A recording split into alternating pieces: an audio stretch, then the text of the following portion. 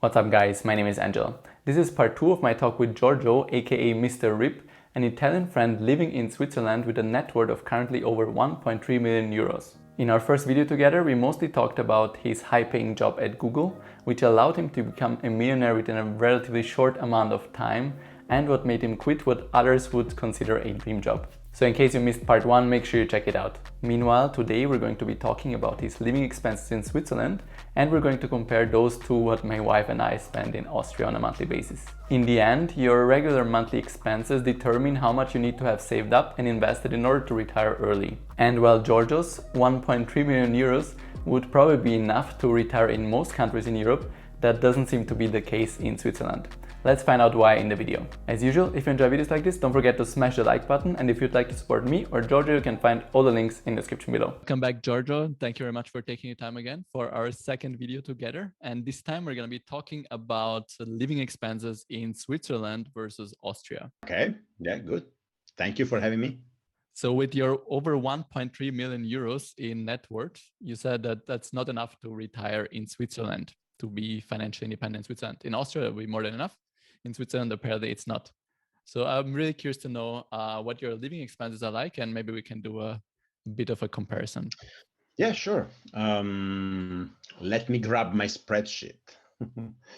My living expenses at the moment, like in the first 3 months of 2021, let's say January to March, but even it was like almost the average during the entire 2020, they are around 7,000 Swiss francs per month, which is 6,500 euros per month. I have breakdowns by category if you want. I think we're going to compare that. Mostly we spend roughly 2,500 on housing, which is rent plus utilities, plus also heating or whatever, which is not much here for a 100 square meters flat. Okay, 100 square it's meters. actually pretty below average. Here it's hard to find anything below 3,000 plus utilities. And you're in the Zurich area, right? Yeah, we are in Zurich city. Yes, yes. Okay. Not in the city center, but in the suburbs. But it's an amazing place, close to the hills and nice. a lot of animals. And that's perfect for that. Plus, we spend as a base 800 Swiss francs in health insurance, but then there's always something like medicines or some extra. So we usually end up spending 1,000 in health insurance. Other larger expenses are the childcare. Here, the Kinderkrippe, the baby childcare costs a fucking lot. So the base on if you send your kid to childcare below age 4 for like every day, full day, it's 2,500. It's 2,500 per month. We send our daughter 3 days per week, so it's 60%. It's like 1,500, and that's happening for another full year, like until July 2022. But probably we are going to take a couple of months off and go like in Sicily 2 months. Like that's nice. That's our plan. So with the savings from the childcare, we will pay a vacation. Huge expenses, usually grocery, but we are around 700, 800. If you think in comparison, that's ridiculous. I mean, we spend 10% of our expenses just for eating. That's not as much as I thought, actually. In Switzerland, it's not that expensive, the groceries. Because 700, 800 for a family of 3, it's not much. I mean, this is probably the expense item that we have more control on. So we exert all our strategies on this almost irrelevant expenses, like hey, there is the pasta in discount, just buy in bulk or use coupons. Maybe with all our tactics, we can save 100 francs per month, which on 7,000 they are almost irrelevant. But we cannot cut on childcare unless, I mean, we could cut on childcare, but it's trust me, we have no relatives, no grandparents, and they are not coming since 1 year due to coronavirus. So the 3 days that our daughter is in childcare, we can breathe. I can work with no distraction. My wife can survive because it's pretty intense. A daughter of 3 years old. Yeah.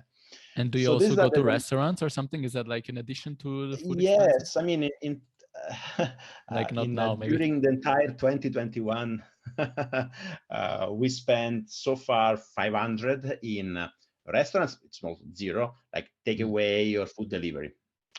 Okay. Like on Saturday, so maybe we allow 150 per month. ourselves 40 francs of like Thai food. It's not much. Okay. Well, when the world will reopen, probably we will maybe increase these expenses, but it's irrelevant, really. Also, travel and transportations are very, very low this time. But on April, things are changing because we are planning vacations. So we already booked the hotel and flight, and we are at 8,500. Oh, shit. Yeah. I mean, 7,000 is the baseline. Like every month on the first of the month, I already spent more than 5,000 with fixed expenses.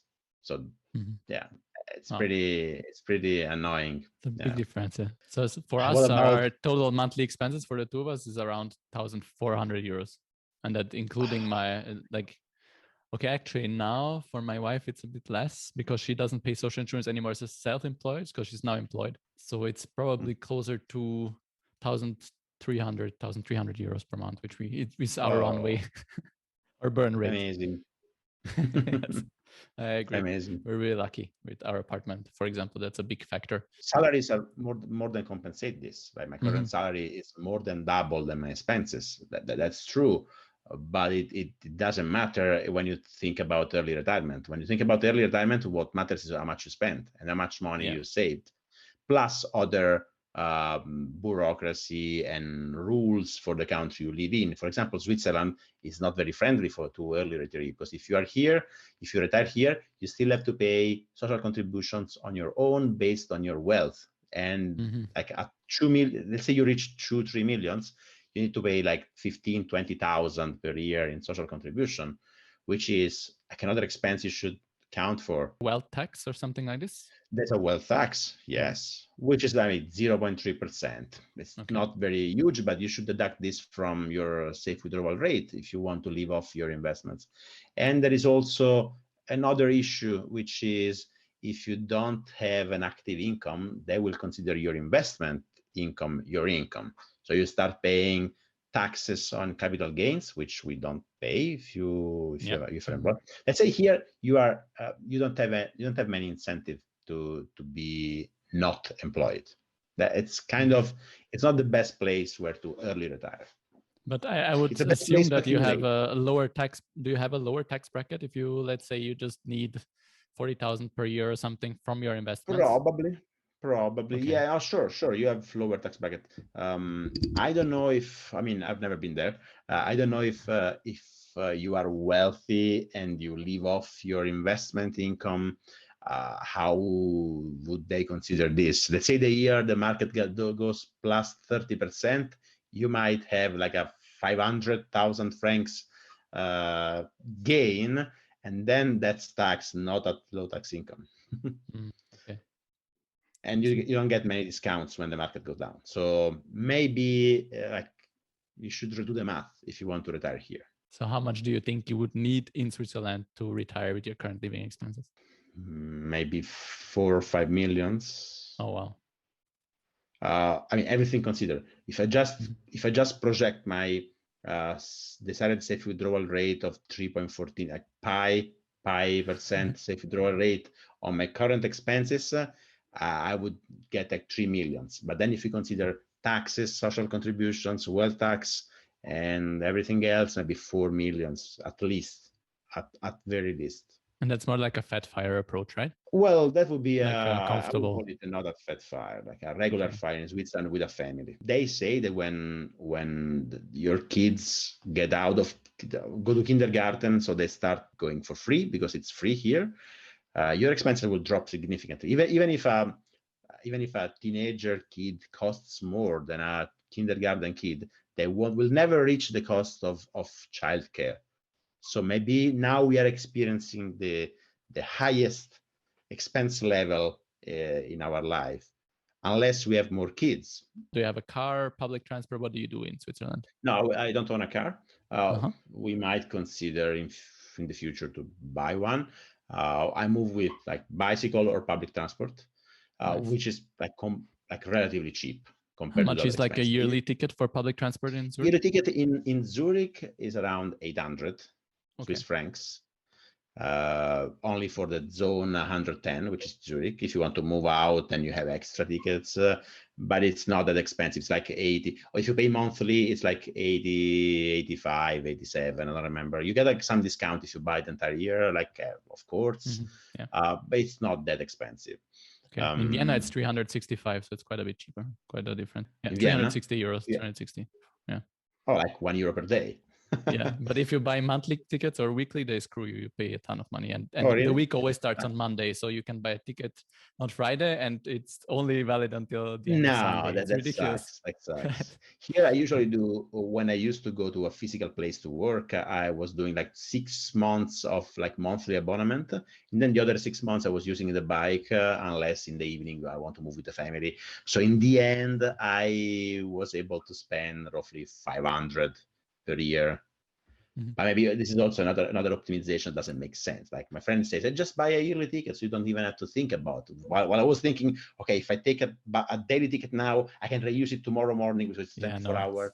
You can So use that's not worth. The time differently. I think probably not right now, but do you also pay for extra stuff like, I don't know, gym membership, or do you have some expensive? At the moment, I don't have I don't have any membership at all, or not even Netflix. No, I don't like TV because you kind of pay. It's a kind of tax. Oh, you also like have this social this special tax for using TV in Switzerland. Yes, forced on you even by though the we government. don't watch it.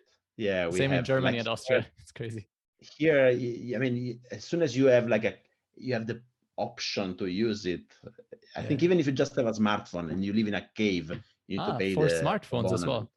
Because here they have an because old rule that say, you have a receivable, like a machine that could receive it, and therefore you could potentially receive. to... I've heard like somebody was complaining that probably even with just a video entry phone, I mean, it's a tax. Just call it a tax and force people to pay it. Don't do bullshit around. But I mean, I've always been reluctant to have any sort of abonnement or subscription. But I'm actually looking forward to go into a gym membership again. I used to do like 15 years ago. I think right now I would benefit a lot. I need to do some strength training, and I'm not that good at doing it at home. It's complicated. I sweat a lot. I want to go. I also know which gym to go. It's pretty cheap. It's the Migros chain, which is like 700 per year. And they have an amazing fitness, like amazing sauna and spa area. And they also have a child care. I mean, I can carry my daughter on Saturday morning. She will play a couple of hours. I will relieve my wife, and I can go. I mean, that's amazing. Just bring her there instead of the expensive childcare. Is that yeah, but I mean, it's only a couple of hours every morning. Okay. I should go every morning to the gym. Well, challenge accepted. The problem is that at the moment it's been closed for 5 months. I was doing the probation day before they reclose it again. So as soon as they reopen, I will go there. It's a good reason to go outside as well. We had a gym membership for several years, and now it's the first time since I was, I think, 19 years old, that I'm not paying for gym since last April 2020, when we canceled our gym membership because lockdown and everything. But we thought, even after we realized it was enough for us to just use resistance bands at home once every 3 days, and the pull-up bar. And I found like a very small difference between just doing it at home. And I'm lucky that I have my wife to work out with me, so it's more fun. And then we watch some YouTube videos in the background or something. And so it's still fun. And I was surprised. I thought I would miss it, but no, actually not. If I was single and I thought, I'm not gonna stay at home the whole time, and it's good if I get to meet some people, then I would definitely do a gym membership again. But right now it's quite nice. Well, if you have kids, you have the same incentive if you're single to go out and like get some rest. No, but I mean, I tried several times to do some sport at home. I found it super hard. My favorite sport is like running or cycling. So I'm kind of outdoor person when it talks about sport. But also like gym and strength training, I can survive like 6 months, 9 months, 1 year. Then I get bored. But I usually get a lot of benefits from the first 3-6 months. So I think I need it, and I will go probably maybe next month because they're going to reopen. So another expense coming. expenses coming in our way. Yeah, but that's not a huge expense. That's a good one. I mean, Yeah. that's definitely a good one. Your plan is to stay in Switzerland, right? That's why you're not declaring yourself financially independent yet. Our plan is to try to stay in Switzerland and see if we can balance everything out, which means my own well-being, happiness for the family, And our safety. finances, yes, safety. Yeah. But going back to Italy, it's of course not out of the table. We are also thinking. So the current plan is that if or when I will quit any job, and I will try to survive with my activities, plus withdrawing some money, getting some dividends. I mean, if we can survive 2-3 years of like test drive, then in 2-3 years before our daughter goes to primary school, we should decide either to stay or to leave. If I have to bet, I think maybe we will try to stay here in Switzerland, at least until we get the passport, which is 3 years, couple of years far away. So it's probably in 3 years we should make a final decision. And if you ever would run low on money, you could then move to Italy afterwards as well. Yeah, sure. We also have like a threshold. If something happened and we go below the threshold, we run away, we pack our stuff and go back to Italy and say, holy shit, we now only have 1,100,000. Yeah. I mean, it's of course not a bad situation. I mean, I'm lucky. I'm 44 years old tomorrow, and so by the time this goes out, I'll probably already be 44 years old. And I'm thinking about quitting everything and being a YouTuber, living in Switzerland with a family in the most expensive city in the world. I think I'm super lucky. But that doesn't prevent me to be stressed about holy shit, things can go south and I should have a plan B, plan C. Yeah. Nice. All right. Awesome. Thank you very much, Giorgio. That was really interesting to hear. You're welcome. It was a pleasure to talk to you. All right. I hope you enjoyed the video. If you did, don't forget to hit the like button and to subscribe if you want to see more videos. Also, if you'd like to support me or Giorgio, you can find all the links in the description below. Thank you so much for watching and until next time.